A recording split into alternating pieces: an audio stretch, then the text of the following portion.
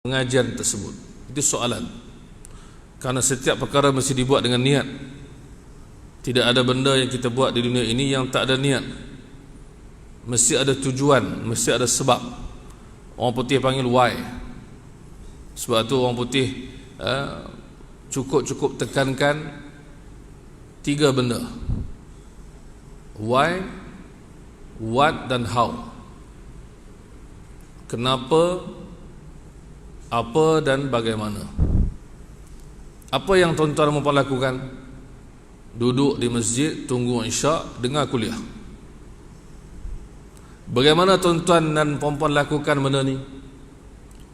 Duduk dalam keadaan bersahaja dan tengok dan tunggu. Tapi soalan pentinglah kenapa. Itu masalahnya. Maka kenapa di sinilah yang menentukan sebab dan menentukan niat dan menentukan pahala. Itu maksud dia. Saya datang pada malam ini,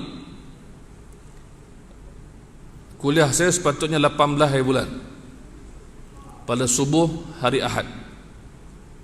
Kemudian ada seorang sahabat ustaz yang patut berceramah pada malam ini minta tolong, boleh ganti ke tidak untuk malam ni.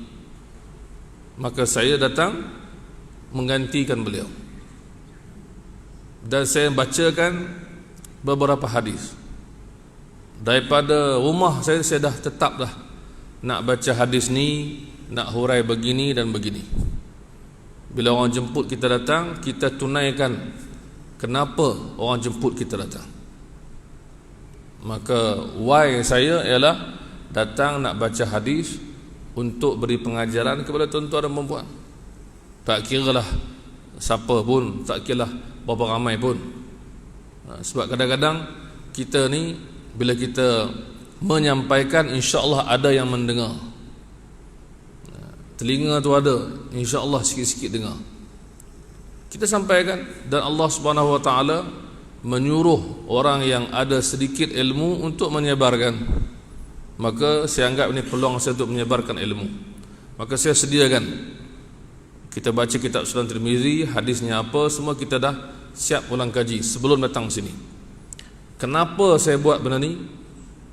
Mesti letakkan nombor 1 kerana Allah. Nombor 2, 3, 4 lain-lain. Nombor 1 kerana Allah. Bagaimana saya nak faham kerana Allah ni? Ialah kerana Allah Subhanahu Wa Taala akan memberikan ganjaran kepada orang-orang yang menyebarkan ilmu.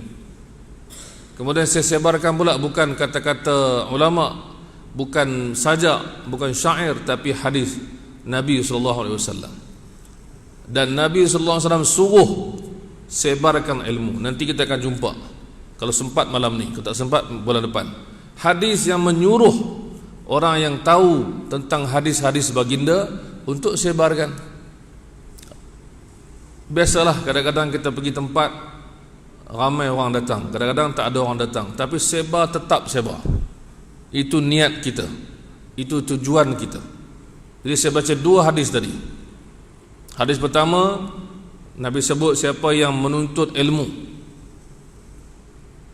kerana dunia, dan Nabi bagi contoh dunia itu 3. Pertama, nak bersaing dengan ulama, nak lawan, berdebat, bercakap. Ini dipanggil nak tunjuk hebat, aku pun tahu juga. Pertama itu niat dia. Maka dia menuntut ilmu untuk tahu, untuk dia bersaing. Aku pun tahu, yang ustaz dia cakap aku pun tahu. Kalau orang dia cakap aku pun tahu, dan dia bergaduh, berdebat, bercerita, maka dia tahu menyebabkan dia suka bersaing dengan orang lain. Itu sebab yang pertama, hanya semata-mata nak bersaing. Yang kedua, nak mempelekehkan orang jahil. Kita ni tuan-tuan dan puan-puan, sebelum kita jadi tahu, kita tak tahu. Wallahu akhrajakum min butuni ummahatikum la ta'lamuna syai'a. Allah sebut, dan Allah mengeluarkan kamu dari perut ibu kamu dalam keadaan kamu tidak tahu apa-apa. Saya, tuan-tuan, siapa saja pun lahir-lahir tak tahu apa. Akhirnya sedikit demi sedikit usia demi usia, tahun demi tahun belajar dan tahu sampai hari ini. Maka contohnya tuan-tuan dan puan tahu baca Quran, pandai baca Quran, maka datang timbul sifat nak mempelekehkan orang yang tak tahu. Ini tak boleh.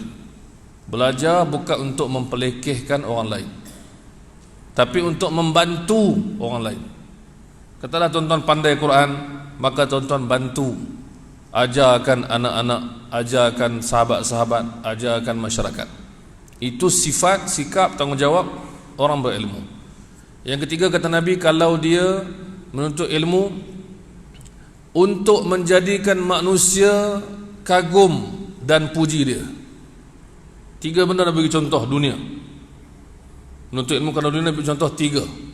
Untuk bersaing dengan ulama, untuk berdebat, untuk mempelekehkan orang yang tak tahu, menganggap dirinya tahu. Dan ketiga, untuk menjadikan orang semua tengok dia, ikut dia, puji dia, kagum dengan dia. Kata Rasulullah, kalau tiga ini tujuan utama dia, dia tak dapat pahala walaupun belajar ilmu agama. Ini kena pesan kepada semua orang, termasuk diri kita sendiri, termasuk saya yang bercakap ni, termasuk semua orang, anak kita, keluarga kita, diri kita, sahabat, ahli masjid dan lain-lain. Menuntut ilmu mesti jelas kerana Allah, bukan kerana yang lain-lain. Sebagai orang dia tahu sedikit, maka dia pun nak tunjuk dia tahu. Ini nak bersaing. Sebagai orang tahu sedikit, kemudian nak mempelekehkan orang. Saya pernah tentang cerita kisah saya sendiri. Saya ustaz, pernah dijemput jadi imam tarawih. Kemudian saya kata kepada jemaah, kita sembahyang tarawih lah, tak apalah. Kemudian ada orang kata dekat saya, ada orang perempuan, jemaah perempuan. Ini cerita betul. Jemaah perempuan, dia bisik ke depan, dia kata ke depan, dia kata dekat jemaah lelaki, suruh ustaz buat macam kita buat. Itu maksud dia. Jadi apa maksud dia? Saya nak buat, saya kata saya nak buat tarawih 2 rakaat bagi salam, 2 rakaat bagi salam sampai habis. Biasalah, itulah dia sembahyang tarawih. Tapi ada suara belakang, saya dengar, dan jemaah lelaki pun dengar. Dia kata suruh ustaz buat cara kita. Saya pun dengar, saya kata cara kita tu cara apa? Saya tengok jemaah belakang, dia kata 4 rakaat 1 salam. 4 rakaat 1 salam. Lepas tu saya kata saya buat 2 rakaat 1 salam lah. Saya pilih untuk buat 2 rakaat 1 salam. Tapi saya tak beritahu kenapa saya nak pilih macam tu. Apa kata jemaah perempuan tu kat belakang? Bukan jemaah perempuan masjid ni lah, pada hari itulah pengajaran kita. Dia kata apa? Ustaz tak erti tu, ustaz tak tahu. Mana ustaz tak tahu macam mana nak sembahyang 4 rakaat 1 salam? Dia kata ustaz tu bodoh. Ustaz tak tahu tu. Dia ketawakan kita. Kita ni tak cerita panjang, kita cakap. Kalau nak cerita panjang, kita boleh bawa hadis Nabi SAW ditanya macam mana solat malam. Nabi kata solatul laili masna masna. Solat malam itu elok ditunaikan 2 rakaat bagi salam, 2 rakaat bagi salam. Kita ikut hadis. Tapi kita tak cerita lah nak tengah semayang tu. Dia nak buat 4-1 pun boleh. Tapi Nabi kata lebih-lebih buat 2 rakaat 1 salam, 2 rakaat 1 salam. Dia boleh cakap ustaz tak pandai, ustaz tak erti, ustaz ni memang tak erti. Dia ketawakan kita. La haula wala quwwata illa billah. Janganlah kata macam tu. Biasa kita pernah kena, biasalah. Kita ni orang mengaji, kadang-kadang tuan-tuan, kalau tuan-tuan perempuan mengaji Quran, hafal Quran 30 juzuk, tiba-tiba orang suruh mengajar anak-anak, mengajar alif bata, mengajar surah-surah pendek. Kita mengajar kan? Orang yang tengok kita mengajar tak boleh kata, ni reti setakat ni je lah, alif bata. Tak, dia hafal Quran, tapi mengikut murid, mengikut aras, mengikut keadaan. Di sekolah kita cikgu, saya cikgu kena mengajar bahasa Arab, kadang-kadang kan mengajar kata 5, ajar dia kata 5. Kadang-kadang mengajar kata 1, kena turun ajar kata 1. Tapi kita tetap guru. Mungkin tuan-tuan ni ada yang di guru yang pakar dalam bidang masing-masing ilmu dan subjek, tapi kena ajar sekolah rendah. Nak buat macam mana? mengajar tingkatan 1. Mengajarlah macam tu. Tak boleh orang datang kata cikgu ni tahap tingkatan 1 je. Tak. Itu kita panggil kita ada ilmu. Jangan sekali-kali kita anggap orang lain ni semua tak erti macam kita. Tak boleh. Kita hormat. Kita tak belagak. Kalau dia tak tahu kita ajar. Mungkin dia lebih tahu. Kadang-kadang ada orang dilihat macam orang alim tapi tak ada ilmu. Ada orang dilihat tak macam orang alim tapi ilmu banyak. Macam-macam. Anak kecil, siapa pernah jumpa anak kecil dekat masjid pakai jubah kecil je. Saya tanya, ni belajar kat mana? Dia kata dekat Mahat Tahfiz. Dah hafal berapa? Dah 5 juzuk. Kecil je. Banding budak kecil tu dengan kita yang tak hafal 5 juzuk, siapa lagi pandai? Kalau kita nak banding lah. Jangan sekali-kali anak kita kadang-kadang lagi pandai daripada ayah, daripada mak. Tapi kita kata engkau dengar cakap mak ayah, ayah dengan mak lagi tu, tak apalah, kena hormat. Tapi kadang-kadang ilmu mereka lebih banyak. Ramai anak-anak kecil yang ambil wuduk dan solat lebih sempurna daripada orang tua. Maka ini kita panggil ilmu tidak mengenal usia. Maka ilmu dituntut kerana Allah, bukan kerana dunia. Maksudnya apa? Tuan-tuan, kalau belajar ilmu agama kerana Allah, tak peduli orang lain. Nak daripada Allah, nak ilmu untuk dekat pada Allah. Allah tujuan kita. Buat kerja apa pun Allah. Faedahnya tuan-tuan akan dapat banyak benda. Tapi kalau buat kerja kerana dunia, faedahnya tak dapat banyak. Sebab ini ilmu agama.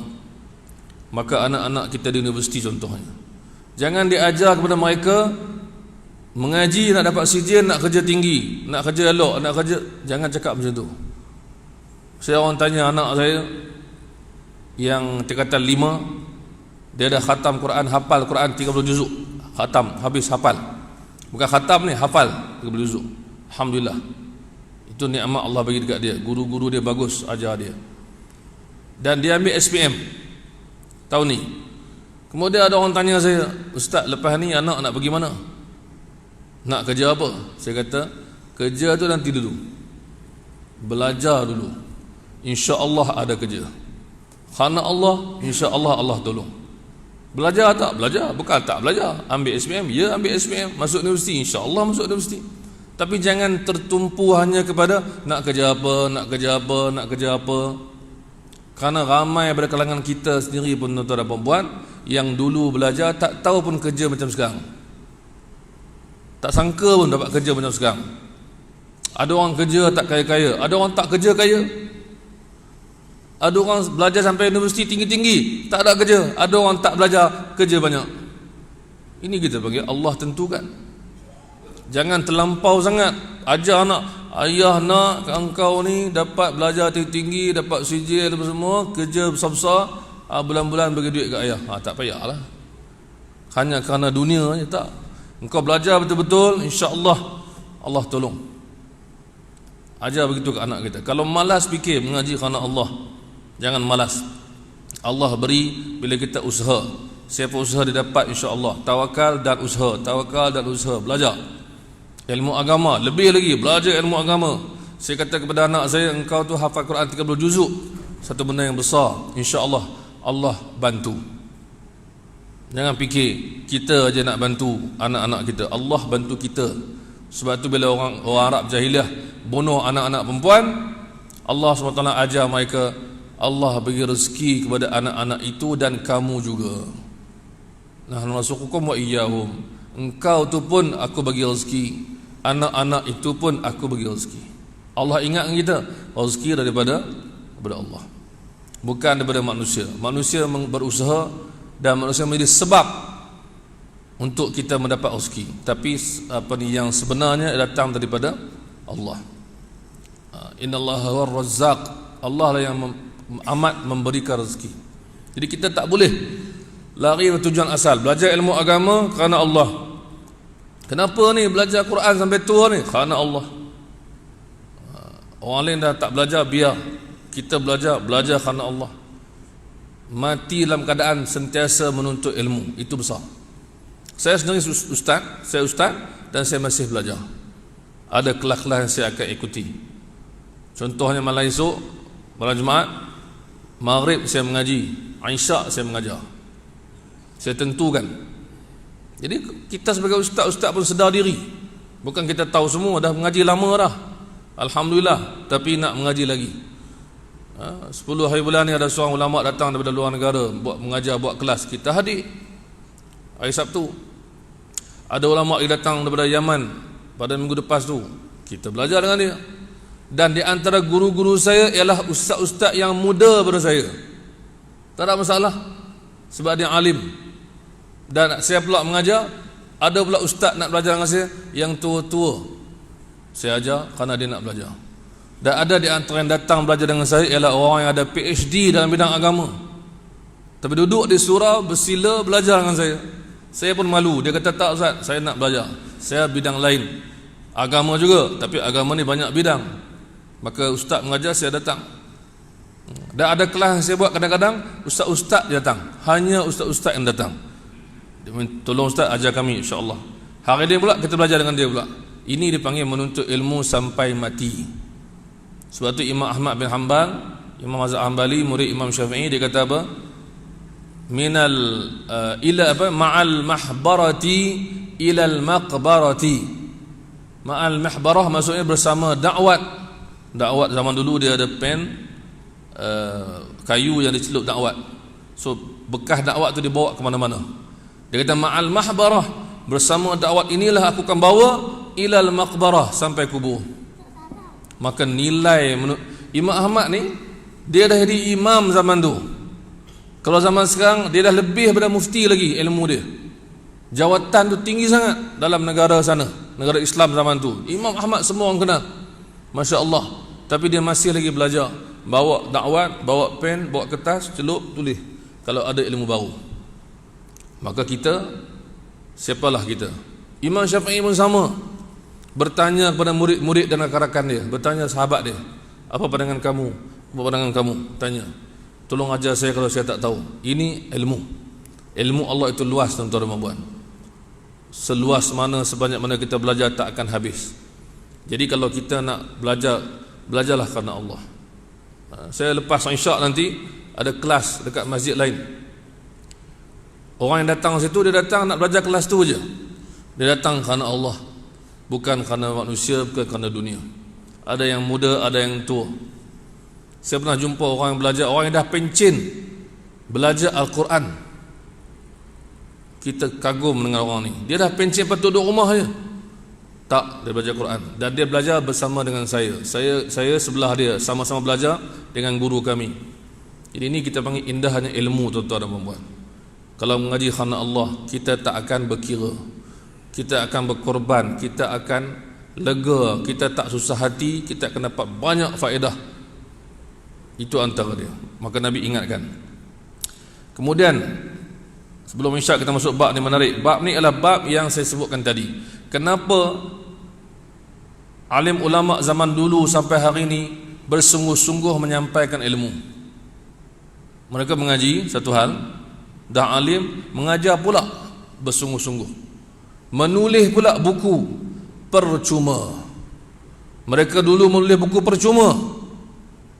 Kalau tuan-tuan tengok rak-rak buku tepi ni, ada kitab-kitab ulama dulu yang berjilid-jilid tebalnya, ditulis percuma. Kalau kita hari ni kalau tulis buku, tuan-tuan sanggup ke tulis buku cetak bagi percuma? Sanggup ke tak? Itu soalan dia. Ramai orang kata, jual lah sikit dapat modal, jual lah sikit dapat untung. Saya pernah jumpa orang yang cetak buku RM5, jual RM30. Masya Allah. Ada yang cetak RM3, jual RM10, boleh tahan. Ada yang saya jumpa cetak RM1.50, jual RM5, Alhamdulillah. Ada yang cetak buku RM4, jual RM5, sanggup. Tak apa. Tapi jarang kita jumpa, ada, tapi jarang kita jumpa orang buat buku, cetak buku bagi percuma. Siapa yang buat benda ni? Ulama-ulama zaman dulu. Imam Syafi'i ke, Imam Ahmad ke. Imam Syafi'i buat buku banyak. Ada dalam masjid ni pun ada, saya rasa buku, saya pernah tengok buku dia. Buku Ar-Risalah, buku Al-Um. Buku Imam Syafi'i tebal, banyak jilid, free, percuma dia buat untuk murid-murid dia zaman tu. Imam Ahmad yang kita sebutkan tadi, ada kitab nama Musnad, ada 28,000 hadis. Hari ini dicetak di kedai 52 jilid, 52 volumes. Zaman dia buat percuma untuk semua. Amal ini kena beli tuan. 52 jilid ada kot 3,000. Terduduk kita. Zaman dulu percuma. Imam Bukhari buat buku 16 tahun yang bertajuk Sahih Bukhari, percuma. Hari ini orang jual boleh tahan harga dia. Ini kita panggil kenapa dia buat macam tu. Ini sebab dia. Hadis. Baik. Itu sabda Nabi SAW, naddarallahu imra'an. Ini hadis yang terkenal. Naddarallahu imra'an. Nabi doa semoga Allah memberikan cahaya dunia akhirat kepada seseorang. Siapa orang ni? Nabi kata, sami'a minna hadithan. Dia dengar hadis daripadaku. Itu pertama apa? Dia dengar. Telinga dengar hadis. Contoh hari ini saya baca, tuan dengar. Zaman dulu Nabi cakap, sahabat dengar. Nabi meninggal, sahabat cakap, tabi'in dengar. Turun temurun. Pertama dengar hadis. Yang kedua, fahafizahu. Maka dia hafal hadis tersebut. Hafal ni ada dua makna. Hafal dalam dada, ingat dalam otak satu. Satu lagi hafal dalam bentuk tulisan. Jaga, maksud jaga. Hafizah tu hafal dan jaga.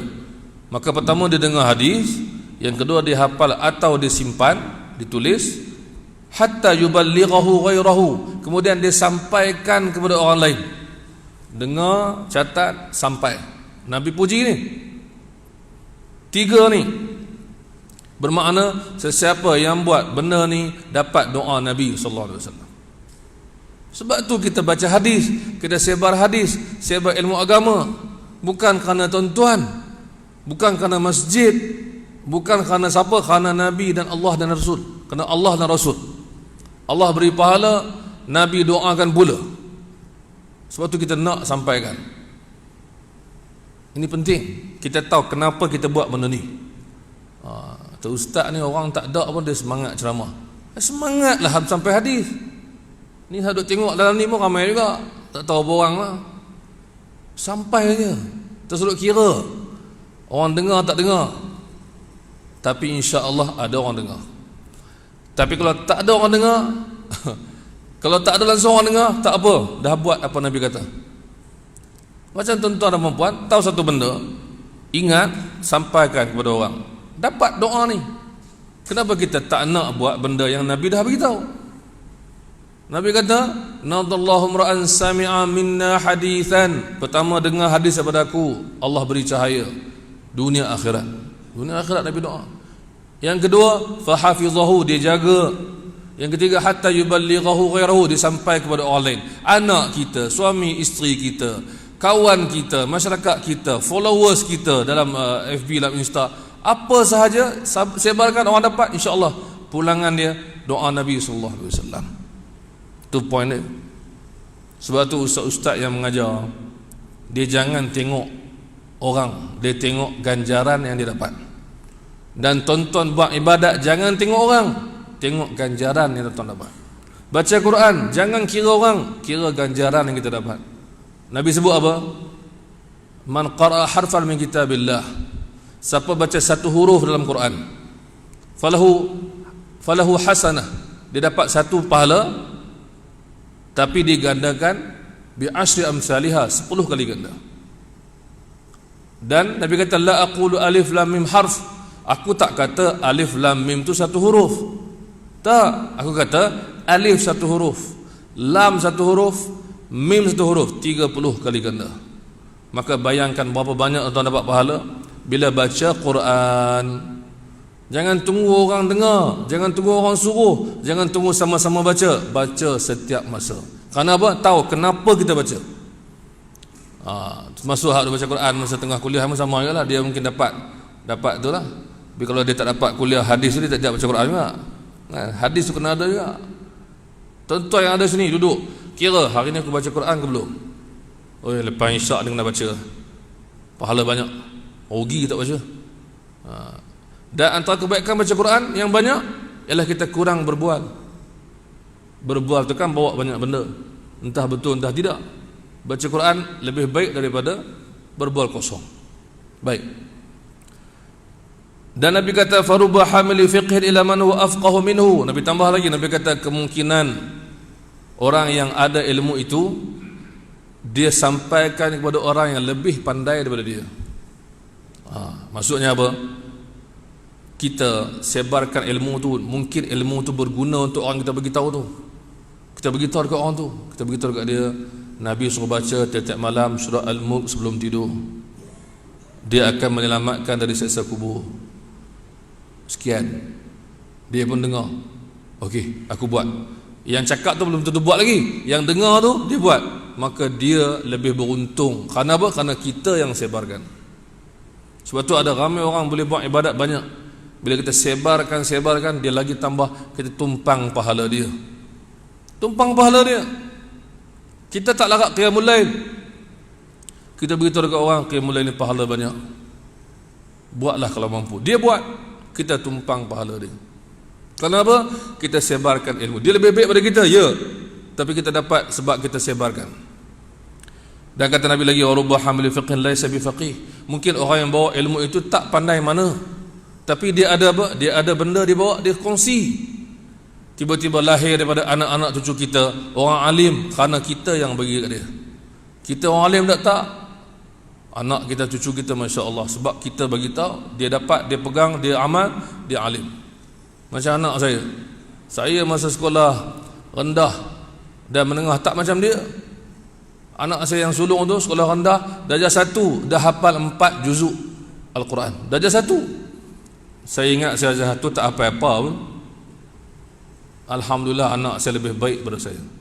Habis darjah 6 dia hafal 27 juzuk. Darjah 6. Kita darjah 6 buat apa? Saya tak apa tahap tu. Adalah hafal surah-surah kecil tu. Dan bila tingkatan 1 dia habis khatam hafal semua 30 juzuk. Alhamdulillah. Jadi sebab kita hantar dia ke situ, dia berjaya. Sebab kita bagi tahu dekat dia satu benda, dia buat, dia berjaya. Ini kata Nabi sallallahu alaihi wasallam, sebar-sebarkan. Jangan tunggu-tunggu. Itu maksud dia. Malam ni kita berhenti isyak, jangan risau. Isyak berhenti tu. Sama juga hadis yang kedua. Baik. Nabi sallallahu alaihi wasallam disebutkan satu lagi lafaz, ada perkataan lagi. Nabi puji orang yang Nabi kata sami'a minni hadithan fawa'aha. Ada perkataan wa'a. Wa'a ni maksudnya ialah memahami. Maka kata ulama, daripada semua hadis dikumpulkan ini ada 4 benda. Kita kalau kita nak dapat doa Nabi, kita buat 4 benda. Pertama, dengar, iaitu belajar. Tak belajar nak dengar macam mana? Kena dengar ilmu tu. Yang kedua, faham, iaitu perkataan wa'aha, memahami, cuba faham. Sebegitu tadi hadis pertama, kedua tentang apa? Tentang siapa menuntut ilmu kerana dunia, dosa. Kita faham, kita ingat, oh itu maksud dia. Okey, lepas tu pula Nabi doakan orang yang begini, ya kita faham, alhamdulillah. Yang ketiga, fahafizah, dia jaga, simpan, catat atau ingat. Penting. Contoh ingat, sebab saya mengajar tak banyak pun. 2 hadis, 3 hadis. Tajuk pertama, menuntut ilmu kerana dunia. Tajuk kedua, menyampaikan ilmu. Tak banyak, insya-Allah tuan ingat. Sampaikanlah kepada orang lain. Baik. Kemudian yang keempat apa? Menyampaikan. Itu maksud dia. Mendengar, memahami, mengingat atau menjaga dan menyampaikan. Ini ciri mereka yang dapat doa Nabi sallallahu alaihi wasallam. Jadi kalau kita sedar betapa untungnya kita, tapi kalau kita tak sedar, kita rasa macam tak ada tujuan, tak ada sebab, tak ada faedah. Sebab tu orang putih ajar, Islam pun ajar. Orang putih ajar fikir kenapa kita buat satu benda. Islam ajar fikir niat kita buat satu benda. Jelas. Tuan-tuan masuk dalam masjid, solat sunat, kenapa? Tuan-tuan nak benda tu. Allah bagi pahala. Manusia puji tak puji, ingat tak ingat, tahu, Allah bagi pahala. Anak-anak kita hafal Quran di sekolah-sekolah tahfiz, masya-Allah, kita dapat pahala hantar dia ke sana. Dan dia boleh menyelamatkan kita di akhirat nanti, insya-Allah. Kita tahu kenapa kita buat. Kenapa hantar anak tahfiz? Entahlah Ustaz, saya pun orang tengok orang hantar, siapa hantar. Tak boleh. Kena ada sebab. Ni kenapa datang masjid ni tunggu sampai Isyak? Iktikaf tak dapat pahala ke iktikaf? Kan? Iktikaf dapat pahala. Maka orang duk melepak di luar masjid tak dapat pahala iktikaf dalam masjid. Orang yang dengar kuliah, dengar hadis, dengar Quran dapat pahala juga. Bila kita baca hadis, kadang-kadang ialah orang Arab yang main masjid dia pun tak tahu ustaz mengajar bahasa Melayu kan, kadang kita beritahu hadis insya-Allah dia dengar lah. Tapi kita tahu apa kita buat. Saya tak boleh cakap Arab semua sebab Arab bukan ramai pun. Cakap Melayu saya tuan-tuan faham. Mula cakap Arab, itu saya ada marah sekali masa bulan Ramadan. Ada orang Arab duduk sembang di belakang, saya cakap Arab, marah dia. Lepas tu dia keluar jumpa, dia minta maaf, dia salam. Dia bila kita cakap Melayu dia pun seronok sembang sama-sama dia. Kita kata hormat orang yang mengajar walaupun dia tak cakap Arab, sebenarnya dia tahu cakap Arab. Saya kata ustaz-ustaz yang datang meja ni insya-Allah tahu cakap Arab, cuma kena cakap Melayu lah. Tuan-tuan marah pula, ni ustaz ni mengajar masjid ramai orang Melayu dia cakap Arab, marah, kena marah pula. Kita buat benda tu, kita tahu kenapa kita buat. Nak baca Quran, nak zikir, kita tahu kenapa kita buat. Ini penting hadis begini. Dan kenapa orang sibuk, kenapa jawapan dah ada. Kenapa para ulama dulu sanggup buat banyak buku dan usaha dan mengajar dan merantau? Kerana Allah. Kenapa? Buku mereka tak dapat royalti apa-apa pun. Mereka mengajar tak dapat apa-apa pun. Sebenarnya kerana Allah. Jadi kalau tuan-tuan nak tahu kenapa kita dihidupkan untuk beribadat kepada Allah, Tuhan bagi tahu kenapa. Sebab why itu penting. Kenapa kita buat benda ni? Kerana kita mencari ibadat, kita mencari bekal. Kita tahu kita tak lama. Itu nahas kapal terbang di Indonesia, siapa pun tak jangka. Saya pun baru naik kapal terbang balik daripada kampung semalam. Ada urusan balik, tersempak dengan Datuk Amiruddin, Timbalan Menteri Kewangan. Jadi kalau kapal terbang tu terjunam dengan saya, dengan Menteri Kewangan sekali, dengan Timbalan Menteri Kewangan. Kalau nak matilah mana pun, kan? Jadi mak saya doa, ya Allah selamatkanlah anak aku, alhamdulillah. Kan? Naik kapal terbang ni risau tuan. Duk atas tinggi, siapa nak beli? Bukan boleh break, tiba-tiba berhenti singgah. Tapi kita tahu ke mana kita pergi, apa kita buat, ibadat.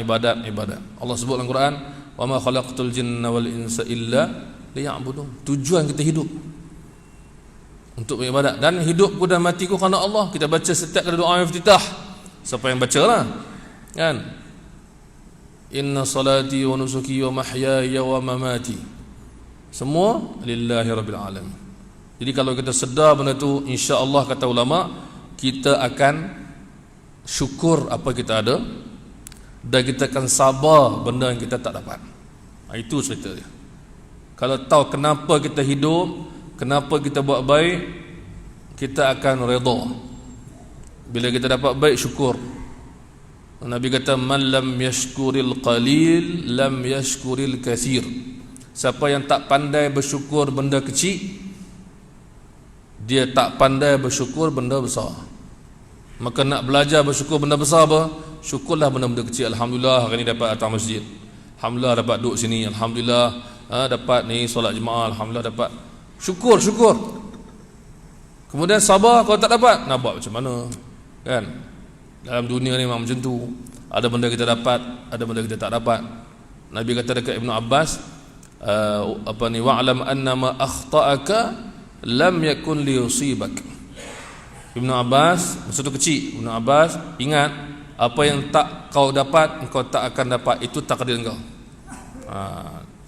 Kita pun kena tengok waktu.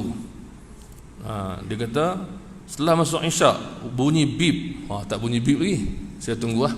Tuan-tuan nak bunyi mau boleh tak? Bagi bunyi bip, saya insya-Allah berhenti. Apa tak tahu. Isyak berapa tuan? Isyak 8 berapa? 1 minit 1 minit lagi nak mendarat ni. Kapten kata 1 minit kita akan mendarat. Saya mendarat betul. Ayat tak habis saya berhenti. Saya nak simpulkan. kita kena tahu kenapa kita buat satu benda, tuan-tuan. Bila kita tahu kenapa kita buat, kita tak peduli dah apa orang kata. Kita buat kerana Allah, Allah matlamat kita. Allah tahu apa kita buat, Allah boleh balas. Manusia tak tahu, dia tak boleh buat apa. Dia tahu tak boleh balas, dia tak tahu pun tak boleh buat apa. Allah tahu malam-malam kita mangkit berdoa, Allah tahu malam-malam kita berzikir, Allah tahu seorang-seorang kita baca Quran, Allah tahu semua. Maka kita lega. Tak perlu kepada pujian manusia, tak perlu kepada ganjaran manusia. Sebab tu Al-Quran, membaca Quran kerana Allah. Apa sahaja, orang putih kata start with why, mulakan dengan kenapa. Kenapa buat macam ni? Saya subhanakallahumma bihamdika asyhadu an la ilaha illa anta astaghfiruka. Bip dia kuat betul. Saya kena berhenti terus, bip dia kuat. Kita berakhir dengan surah wal asr. Subhanallah, bismillahir rahmanir rahim, innal insana lafi khusr illa alladhina amanu wa 'amilus solihat wa tawassaw bil haqqi wa tawassaw bis sabr. Terima kasih tuan-tuan dan puan. Assalamualaikum warahmatullahi wabarakatuh.